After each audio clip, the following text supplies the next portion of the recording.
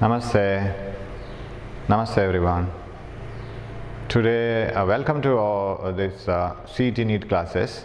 Today we will discuss about capacitors. Some brush up questions just to remind the things what we have studied earlier in the theory. Some average questions. Today we will deal with the questions of capacitors. Okay. So welcome back to the class. So namaste everyone. We will have some formulas first of all related to capacitors. So what are all the things we have studied in capacitors? First one, capacitance of a parallel plate capacitor. C is equal to epsilon naught A by D, right? Where if you have two metal plates separated by a distance, epsilon naught is the permittivity of the free space in between, and A is the area of the plates and D is the distance between the plates. You know how can you increase the capacitance of the capacitor? By decreasing the distance between the plates, increasing the area of the plates. Common thing. And by using a medium of higher dielectric constant K in between the plates, then the capacitance becomes K epsilon naught A by D. So if C naught is the capacitance of a capacitor with the air as dielectric, then if C is the capacitance of the capacitor with the medium as dielectric, then C is equal to Kc naught, right? K times will be the capacitance when you introduce a dielectric medium completely between the plates without any gap and all. Now the questions are, if you don't insert the dielectric medium completely, and if you put it halfway in what way, whether it is along the distance or perpendicular to the distance and all. So we will recap it once. You may be aware of all those things also. Now if you have a capacitor like this, and the capacitance C naught is equal to epsilon naught A by D, I will introduce a medium such that it covers upper half of the plate like this. It covers area A1, and remaining half is covered by another medium. Remaining A2 is covered by another medium of dielectric constant different. The dielectric constant here is K1 and the dielectric constant below is K2. Then what do we have here? We have two capacitors. So if the two plates are like this, cut them like this. You separate the two dielectric media with the area of the plates, so you cut it like this. So when the capacitors are like this, you cut it here, so that you will have two metal plates and four metal plates together. And since they were together earlier, electrically join them by a wire. So you have a capacitor here and a capacitor here. The dielectric constant is K2, dielectric constant is K1. Suppose you simply cut the plates, area has halved, or area becomes A1 and A2. What is the capacitance of the first capacitor? If C naught is the capacitance of the complete capacitor, epsilon naught A by D, what is the capacitance of that half plate capacitor? A by 2. And if the area is A1, epsilon naught A1 by D, right? So the capacitance of this capacitor is C1 is equal to epsilon naught same, A1 area changed from A, and by D. Distance we have not changed. Distance is maintained as it is. What is the capacitance of this capacitor? C2 is equal to epsilon naught A2 by D, right? D hasn't changed. But we have introduced a dielectric medium. So this is K1 times, this is K2 times. So what is the net capacitance? After introducing a dielectric medium, full between the plates, but upper half of the plate is different, lower half of the plate is different. So C is equal to C1 plus C2 because they are in parallel. So parallel combination formula, you know, C1 plus C2 is equal to K1 epsilon naught A1 by D. So I can write it as K1 A1 plus K2 A2. When you add these two, these are all the variables, A by D, sorry, epsilon by D. So this is the new capacitance. You need not by heart the formula, don't by heart it, because you know the procedure how to do that. It is not a formula to be by hearted, because problem will not be as it is.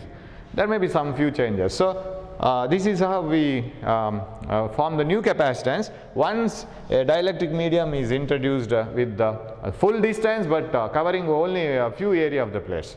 Okay, if you have another capacitor where the dielectric medium is introduced so as to cover the full plate but not the full distance, this is covered with the K1 and this is covered with the K2, right? Suppose you have two dielectric media in between the plates with their areas same as the plates but distance not same. So let this distance be d1 and let this distance be d2. What is the new capacitance? Now again you split it. Do you have two capacitors? So I will introduce a new plate, very thin plate, and another new plate here. I will split them into two capacitors.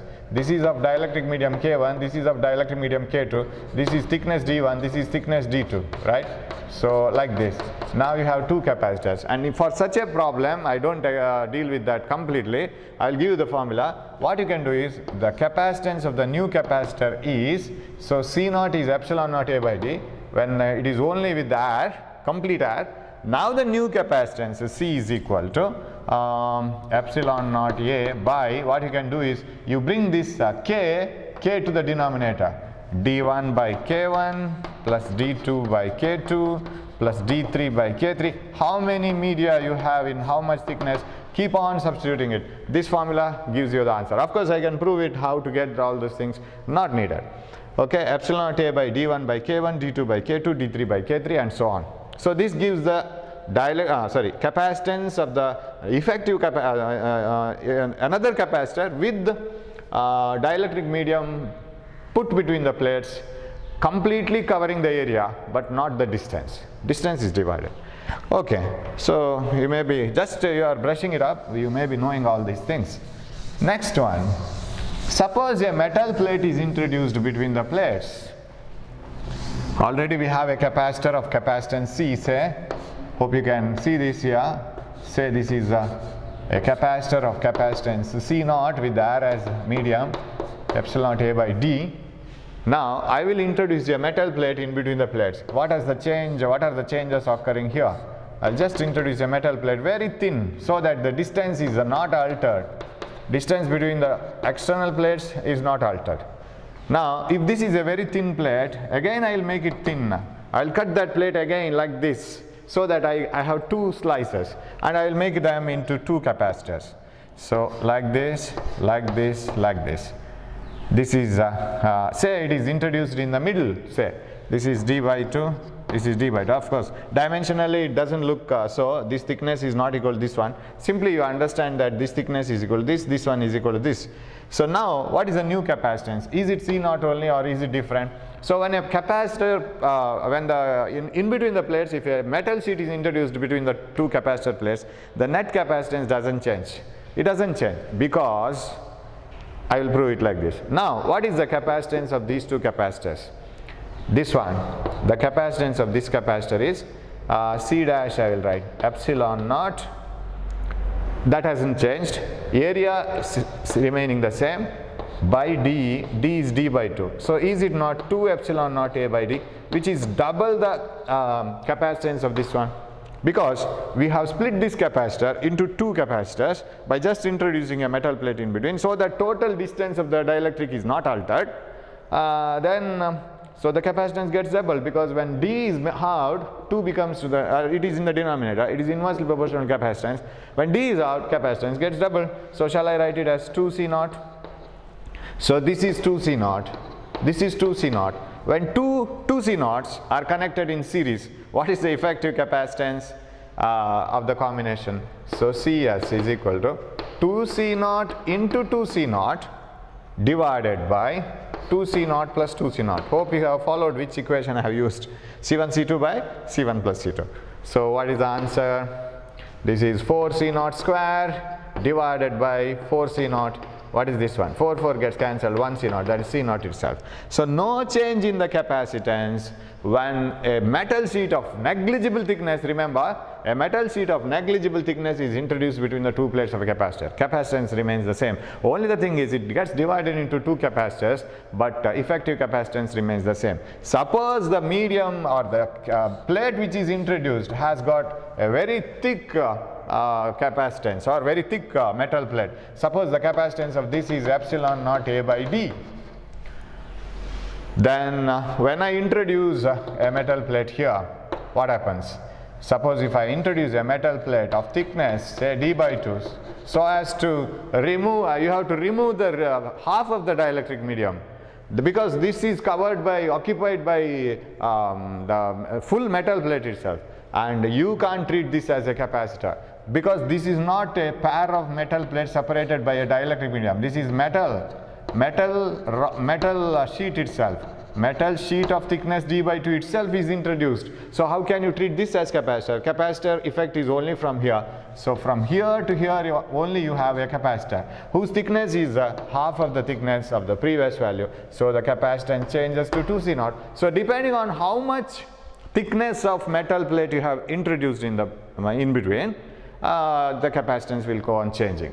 And if you have introduced more, less, and another thing is you can introduce this thick metal sheet anywhere in between. You need not have introduced it here. You might have introduced it here also. So initial capacitance is epsilon naught A by D. When you introduce a thick metal sheet in between somewhere, this remaining capacitance will give you the same answer as if it was introduced here. Same answer you will get. You check it later. So if any metal sheet of thickness much more, not negligible thickness, if it is introduced between the plates of the capacitor, capacitance changes depending on its thickness, because what thickness metal sheet occupies inside the dielectric medium, that much of dielectric medium is lost. That much of capacitance is also changed. Okay. Now this is one thing regarding capacitors. Then another one is regarding charging the capacitors. Of course, you know the formulas. C is equal to epsilon naught A by D, and second one Q equal to CV. Just remember CV Raman. CV Raman, CV must be together. Q should be different. Q equal to CV, because sometimes we get confused whether C equal to QV, V equal to QC. Such all ambiguities are avoided. CV together, right? If Q equal to CV, then okay, third one, energy stored in the capacitor, half CV squared, looks like half ME squared, Q squared by 2C is also equal to half QV. And remember, this formula can be equated to any energy formula depending on the problem. This formula can be equated to mgh, this formula can be equated to half ME squared depending on how did you use the energy stored in the capacitor for some other external purpose. Okay, that is one formula. Now, charging the capacitors. Suppose you have two capacitors in series. Say like this. I have applied 10 volt across two capacitors. Say, suppose the capacitors are 7 microfarad and 3 microfarad. What is the voltage across each capacitor? Some basic things you know. Sir, when capacitors are in series, charge is same. When pipes are in series, the water flowing through the first pipe must be the water flowing through the second pipe. You can't have extra water flowing through the second pipe. Whatever has flown through the first pipe should enter into the second pipe. In series, charge is same.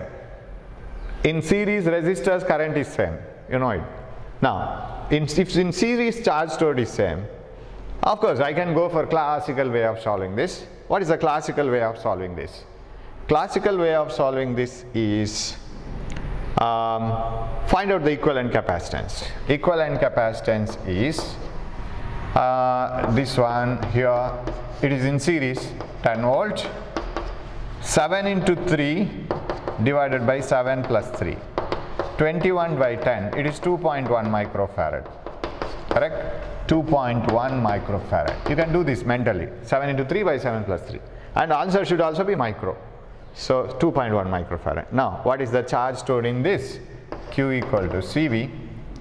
Q is equal to charge stored in the equivalent capacitor, which is same as the charge stored in this, because if you replace all the series pipes by a single pipe which is of same length, then the amount of water that has to flow through the equivalent pipe must be same as the amount of water that was flowing through all those children pipes which are in series. So now if this is equal to Q equal to CV, the same charge must be stored in each capacitor as well as equivalent capacitor. What is equivalent? C, 2.1 microfarad. Voltage alone it is enjoyed by this one. This one alone will enjoy. Here they were sharing. So it is Q equal to how much? Yeah, it is 21 microcoulomb, right? Now, if the same charge is stored in both these capacitors as well as equivalent capacitor, what is the voltage across each capacitor? Voltage across 7 ohm, Q by C. That's why I have asked you to remember it as Q equal to CV Raman, because otherwise you will go wrong here. It is Q by C. If you remember it as QC equal to V, everything is gone. V across 7, same charge, that is 21 micro divided by 7 microfarad, that is 3 volt. Of course, remaining 7 volt must be here, right? Voltage across 3 microfarad, charge by C 3 microfarad, charge is 21 microcoulomb, and C is 3 microfarad. Yes, it is 7 volt. Now, understanding this problem is one stage, and doing it very fast is another stage. So, how to do this in shortcut? And every time throughout the solution of the problem, every time we have taken the same charge for equivalent capacitor and individual capacitors. So, you can go for ratios. So, in this formula, Q equal to CV, you know that this is always a constant. It has nothing to do in the problem. So, what is the ratio of voltage across the capacitors? V, you bring this here, V is inversely proportional to C provided Q is a constant. Otherwise, V is not inversely proportional to C. V will change according to Q also changes. But Q is a constant here. So, if V is inversely proportional to C, V1 by V2 must be equal to C2 by C1, right? So, voltage must be divided in the proportion as if inverse ratio of capacitors are divided. Correct? What is the inverse ratio of capacitors? 3:7. So, if inverse ratio of capacitors, so I will write it like this here. I think you can see it here. If I write it here, you can't see me, but you can see the board, right? So, I will write it here. Hope you can see it, right? If you can't see me, no problem, because for the whole time you are looking at me, at least looking at the board once. Okay, C1 is to C2 is in the ratio 7:3. But what is V2? V1 is to V2 ratio. V1 is to V2 ratio must be C2 is to C1 ratio, right? Because V is inversely proportional to C. 3:7 ratio. Divide 10 volt into 3:7 ratio. How many ratios you are in need of now? 3 plus 7. You should give 3 parts to capacitor 2, 7 parts to capacitor 1. So divide 3 plus 7 parts. That is 10 parts. Divide 10 volt into 10 parts. Very easy. 1, 1, 1, 1, 1, 1, right? Divide into 10 parts the 10 volt. 1, 1, 1 means how much this will get? 3 volt. This will get 7 volt. So that is finished. Reverse ratio of capacitance. Suppose this voltage was, say some 30 volt, right? Then divide 30 volt into 10 parts. How do you divide 30 volt into 10 parts? 10 parts, because 3:7 ratio you need. Divide 30 volt into 10 parts. 10 parts 30 volt means 3, 3, 3, 3, 3, 3, 3, 3, right? Give 3 parts to this, that is 9 volt, and 7 parts to this, that is 21 volt. Is it the voltage? If this is 30 volt, totally 30 volt you get. So this is the ultimate thing that you have to be landed with. If you want to enter into an examination, entrance examination, you must know, and don't be under the impression that this is the final thing, because whenever you solve some problem anywhere, this may be a path to get the answer for that problem. So when you know all these things, the path becomes easier, because it may be a long problem and you have to find out the voltage across the capacitor, find out the energy. Then if it is so, the connections become easier. Sir, you can do these steps now. We know these steps, sir. Why do we worry about all these shortcuts? If you say for this problem it is okay, what about if you are asked to find out what is the energy stored once again? Then you have to go for another formula using the voltage. So then the things become shorter and shorter. You will save a lot amount of time, and even the brain works faster and faster. So divide the voltage ratio in terms of reverse capacitance ratio. Whereas if they are resistors, I will explain resistors also, so that it becomes easier to understand. Because finally, full physics is nothing but nature, right? There is no difference between resistor, capacitor, everything. So principle is same.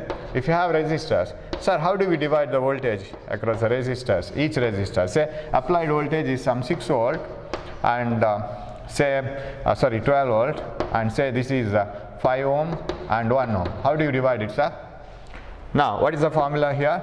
V equal to IR. You are asked to find out voltage across both. Current is same in both. Forget about it. No competition. Current is like a referee or a umpire, neutral. Neither on this party nor in this party. Current is same. If you ask the current, I am same in 5 ohm as well as 1 ohm. I don't have any partiality. V is directly proportional to R. So in the ratio of resistors, you have to divide the voltages. That means 5:1 ratio only. You have to divide it in the 5:1 ratio only, because that is how. Don't apply the same concept here. Concept same, but the things change because formulas change, the ideas change. Ideas doesn't change, idea remains the same, but the formulas change. So V is proportional to R because I is a constant. In this case, I is a constant. I need not be constant always. In parallel, it is not so. So 5:1 ratio. Divide this voltage in 5:1 ratio. 5:1 means you should have totally 6 parts. Give 5 parts to this, 1 part to this. So 6 parts. Divide 12 volt into 6 parts. 2, 2, 2, 2, 2, right? 2 out of 2, 5 parts and a 1 part. Finish. This is how you have to do. This is only a practice and doesn't need anything else. And I can't give you, sir, can you give all explain detailed notes of this? No notes is required, only this is required, and just to keep it inside. Work it out, then the print becomes firm and firm. Okay, right. Practice it, then you will get the correct idea. Practice it yourself some 1 or 2 problems. Okay, so Q equal to CV and energy stored is half CV squared and Q squared by 2C and half QV. Okay. For example, here also you see, when the capacitors are connected in series, charge is same. Better use this formula. Energy stored in each capacitor is inversely proportional to the capacitance. If the capacitors are connected in parallel, this is better formula. V is constant. So energy in each capacitor is directly proportional to capacitance. So that's how we have to select the formulas. And another thing is, of course, I don't deal with the capacitors in series formula, parallel formula, because all the things you know, you are good expert in that, and you know better than me. Okay, yes. Now, next one, connecting the 2 capacitors after charging them. That is another idea that you must know when you solve the problems. Suppose you have 2 capacitors. One capacitor charged to say C1, say I will give the values itself, 5 microfarad, and it is already charged to 10 volt. And I have one more capacitor, 3 microfarad or 2 microfarad, already charged to say 5 volt or some 6 volt. So this capacitor, when it is connected to 10 volt battery, its left end of the capacitor will be charged positively, negatively. Say the battery is connected in such a way. You can connect the 2 capacitors in parallel now. It is as if you are connecting 2 beakers together. This is charged, this is having energy, this is having charge, this is also in the same condition, having different energy, different charge. So now if you have 2 beakers, one with more water, another with less water, like this, connect them by a pipe. Water starts flowing from higher potential level beaker to a lower potential level beaker. Because there is lesser pressure here, more pressure here, higher pressure to lower pressure, till the water levels are same. This water level will be the same. Now, the question is, when you connect them like this, we have connected 2 conductors, the same thing here. Till the potential are same. So if you connect these 2 capacitors by a wire like this, so that positive of this are connected together, negatives are connected together. Now the potential difference between them cannot be 10 volt and 6 volt separate. There should be a common potential difference which is in between 10 and 6. It should be between 10 and 6. So such a potential difference you should get here. Now, how to find out that common potential difference? Okay, so here you have to find out what is the common height which is in the 2 beakers. Of course, the amount of charge taken by the 2 beakers, amount of water taken by the 2 beakers depends on the size of the beakers. The beakers need, if the beakers are of same size, of course, the amount of water will also be same. If the beakers are of not same size, amount of water will not be same. Here also. Now, what is the common potential difference? That's my question. Okay, we will find out. Now the common thing here required is whatever the water this was having earlier, add them, total water. Once you connect it using a pipe, total water should be same. Suppose this was having 7 liters and this is having 3 liters. After connecting, this comes to 6 liters and that comes to 4 liters. Total should be same. Whatever the charge here, total charge in this system must be same. Now, if this is the total charge, what is the charge in this? Shall I rub this? I want space. Charge in this. Q1 is equal to C1V1. What is this? C1V1, 50 microcoulomb. C2V2, Q2 is equal to C2V2, that is how much? 12 microcoulomb, right? What is the total charge before connection? How much? 62 microcoulomb. This one added to this one, correct? Huh? Now, when you connect them in parallel, the total 62 must be shared. This may get some 40, this may get some 22, total must be same. Now this is 5 microcoulomb and this is 2 microfarad. What is the equivalent capacitance? Equivalent capacitance is equal to,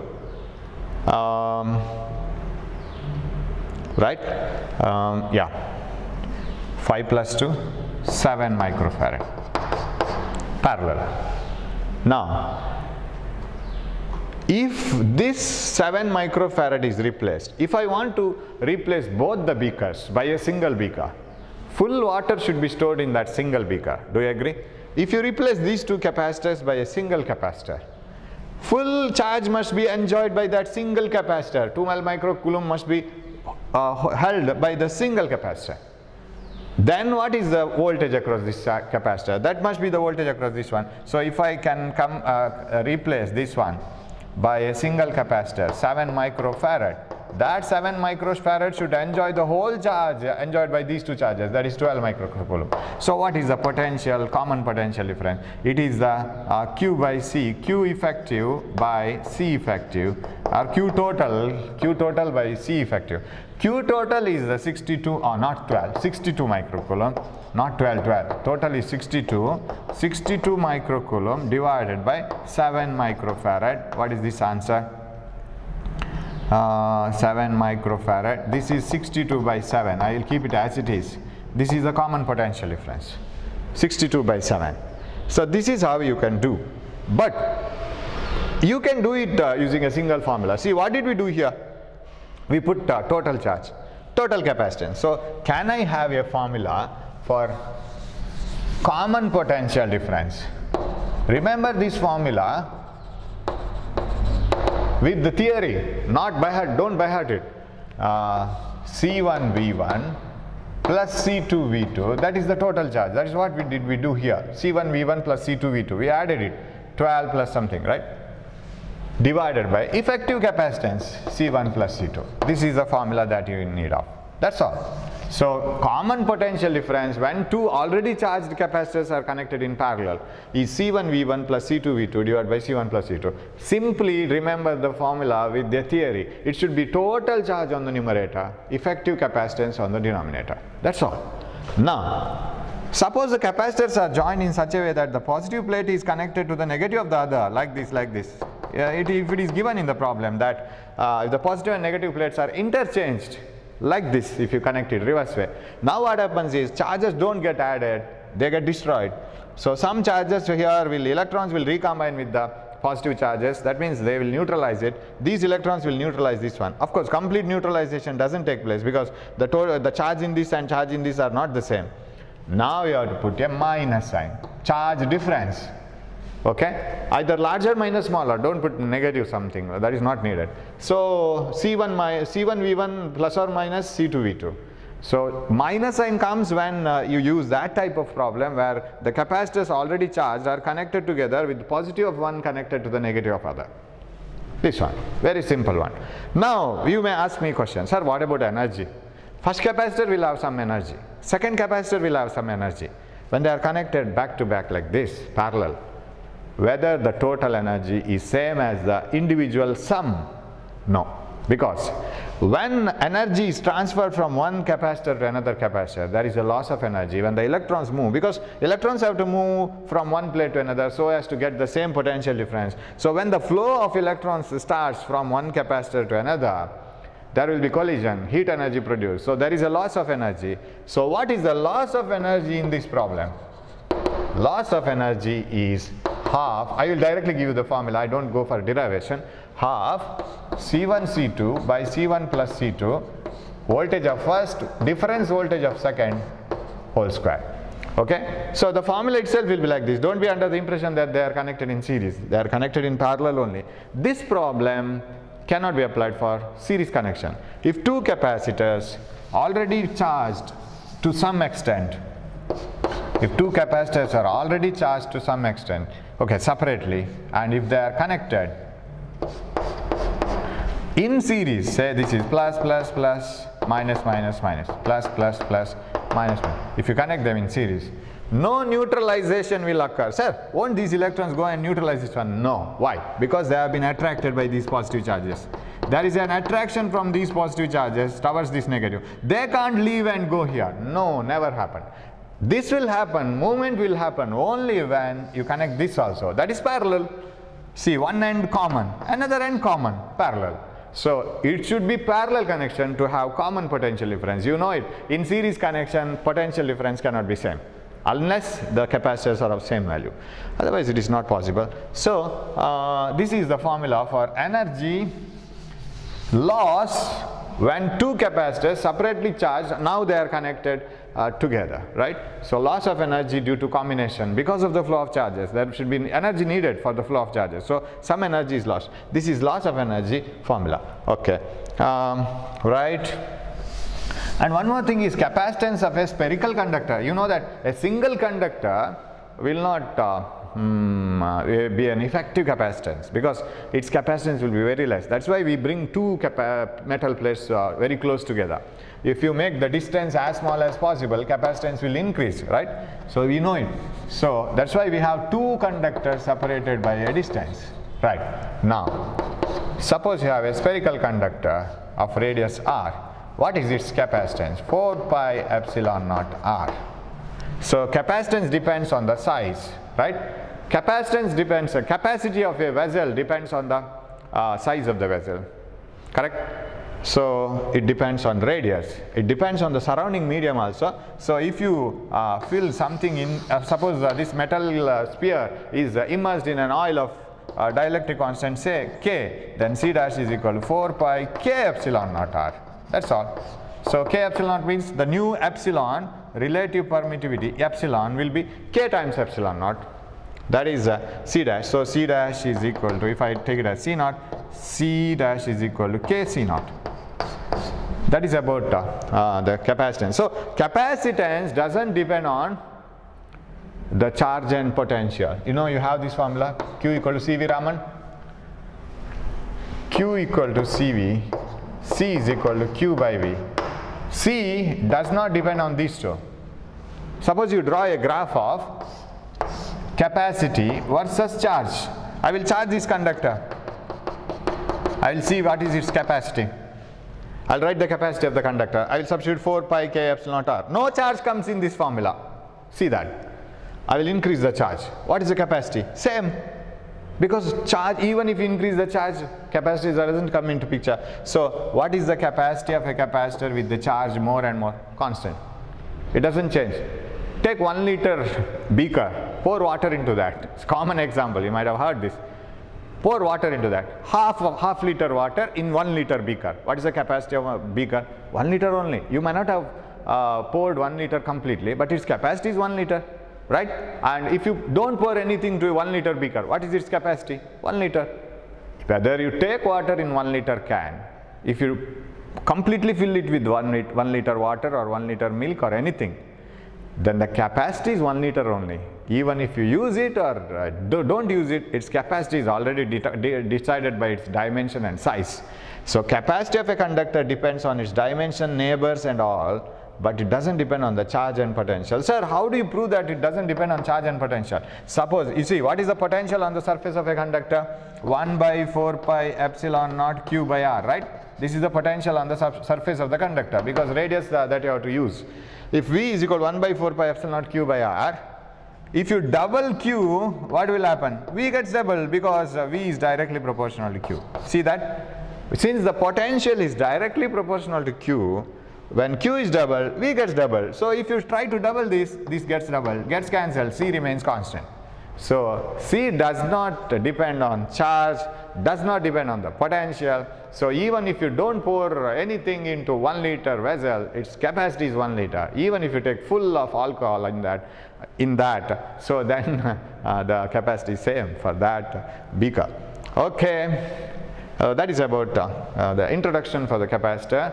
And now we will move on to some few questions, right? We have a little bit of time left with. The thing here is, I have a camera which can record only 45 minutes file, and once the 45 minutes are over, then it records it as a second file. So what happens is, then I have to join the two files. It is a very big headache. It takes a long time to join and all, and so many problems. That's why I will stop it at 45 minutes. Okay, now we will go to the questions. First one. We are still left with few some amount. I have a clock in front of me, I can see that, and of course I have a clock here also. Right? The charge stored in a capacitor of capacitance 5 microfarad is 100 microcoulomb. The energy stored in it, very simple.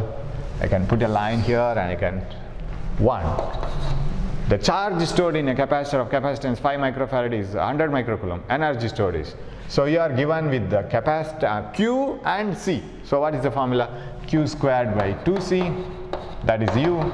So what is U? Q squared. Q squared is 100 into 100 micro into micro divided by 2 times the capacitance 5 microfarad. Right? 100 into 100 micro divided by 5 microfarad. 2 is in the formula. So this is 10 times. So what is this? This is 10 to the power 2, 3. This is 9 minus 12, 10 to the power minus 3 joules. That is 1 millijoule, right? But you have to correct this as 1 milli. This is a mega, this has become. So 1 millijoule. This should be the answer. Small correction, 1 millijoule. So fourth option with a correction, 1 millijoule. Okay. Next one. Yeah, you have to change it here. I am searching for the question paper. Yes, second one. 10 identical capacitors, each of capacitance say 20 microfarad, are connected in parallel and charged to 5 kilovolt. Okay, so you have a battery of 5 kilovolt, 5 into 10 to the power 3 volt, and there are 10 capacitors connected here. So like this, you have 10 in between, like this, like this, like this. 20 microfarad capacitors are connected in parallel. The charged capacitors are discharged through a wire. What is the heat energy produced? So once you charge it and connect it all the plates by a single wire directly, then all the charges will come back to their original position. So when they come back, they lose their energy in the form of heat. Suppose you lift a ball using your hands, you lose energy. You give potential energy to the ball, leave the ball. It gets converted into kinetic energy, sound energy, heat energy. But here only heat energy. So what heat energy is produced? That is equal to half CV square only. So heat energy produced is half CV square, which is equal to half. What is C? 10, 20 microfarads. Cn, right? When the capacitors are in parallel, C plus C plus C, N times C. So 10, 20 microfarad capacitances. V square, this is 25 into 10 to the power 6. What is the answer? So heat energy produced is equal to, okay, 5 times. You have different answers. No, we have all 2, 5, 2, 5, 2, 5. We have to work it out. This is 100. The better we do this 100. This has gone, right? 100 into 25. What is that? 2500 joules. Which answer you have? 2.5 kilojoules. This is better, right? So 2.5 kilojoules. Right. First one. 2500 joules. Okay. Next one, right.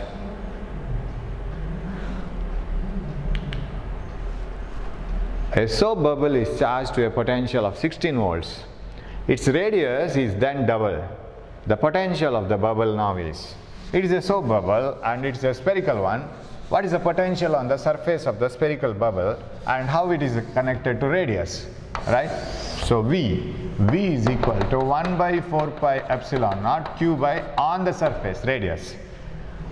A soap bubble is charged to a potential of 16 volts. Its radius is double, inversely proportional to R. That is the only factor which you are going to change.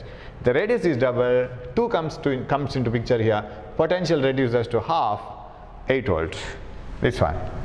Okay, it's 8 volts. So with this we will stop today and we will continue tomorrow with few more questions. So you just go back to the video and study synopsis part again. So be ready with that. Tomorrow we can go a little bit faster. We can cover some 25 or 30 questions regarding this so that it becomes faster. Okay. Thanks for watching this video. Keep learning. Don't find that your friends are simply enjoying the time and why should I read and nobody is reading. Don't be under that impression. Those who are very eager to get the seat are all reading. So if you are one among them, you should read. If you are not eager to get the seat and if you find that I don't want my future to be framed very well and if I don't want all these things, then neglect it. That's left to you. But you don't do the second one, do the first one please. So read well and study these synopsis, go to the questions. I'll give you the question paper. You can see the questions already and tomorrow when you come to the next class, you can do it faster. Thank you for watching. Thank you.